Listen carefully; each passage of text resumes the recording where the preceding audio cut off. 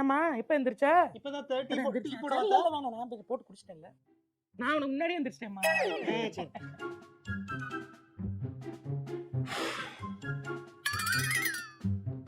அத்தை, என்னம்மா? ஏத்த நீங்களும் திருப்பி கூட்டிட்டு இல்ல, இருக்கீங்க? எனக்கு ஒரு கூட்டணும் போல இருந்துச்சு, அதனால கூப்பிட்டேன். அத்தை, நான் கூட்டிட்டு நான் இல்லம்மா, அதெல்லாம் ஏன் நீ ஏன் ஃபீல் பண்ற? நீ போ டிவி பாரு. நான் தான் கூட்டிட்டேன்ல அத்தை, ஒண்ணும் திருப்பி. இல்லம்மா, நான் கூட்டிக்கிறேன், ஒண்ணும் இல்ல. எனக்கு அது கூட்டினாதான் எனக்கு மனசு சாந்தி.